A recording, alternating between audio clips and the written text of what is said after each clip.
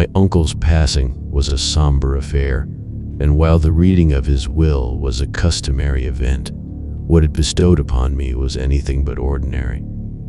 As the lawyer unfolded the document, I learned that I had inherited something both strange and unsettling: a creepy mask with a dark secret.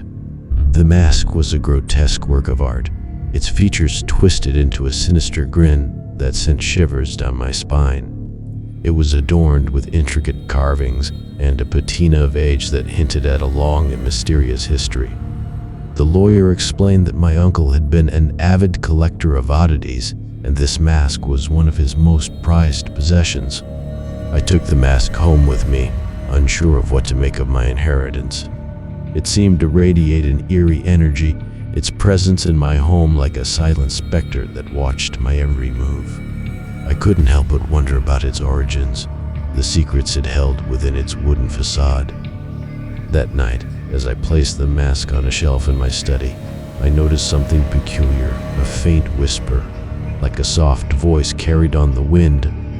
At first, I dismissed it as a trick of my imagination, but as the days passed, the whisper grew louder and more distinct.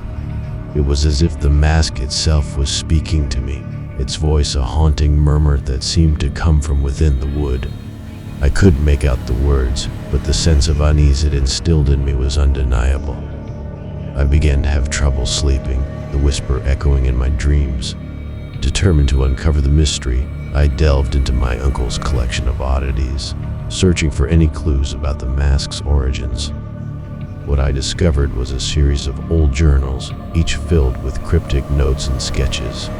My uncle had been obsessed with the mask, documenting its history and the stories that surrounded it. According to the journals, the mask had once belonged to a secret society that had practiced dark rituals and worshipped malevolent forces. It was said to be cursed, its wearer becoming a vessel for the very darkness it represented. The society had been disbanded centuries ago, but the mask had survived, passing from one owner to another, leaving a trail of tragedy in its wake.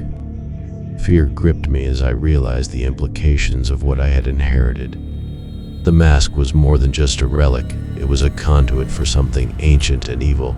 I knew I had to rid rid of it. With trembling hands, I wrapped the mask in a cloth and ventured deep into the forest. I dug a hole in the earth and buried it, hoping to seal its malevolence away from the world. As I covered the grave, a chilling wind swept through the trees, and I could almost swear I heard the mask's whisper grow louder. Returning home, I hoped that I had done enough to rid myself of the curse, but the mask's presence continued to haunt my thoughts, its voice echoing in the recesses of my mind. The memory of my uncle's obsession and the darkness that had clung to the mask lingered like a shadow, a reminder that some legacies were best left buried. As the days turned into weeks, I couldn't escape the feeling that the mask's dark secret had not been fully vanquished. It was a chilling reminder that some inheritances came with a price too steep to pay.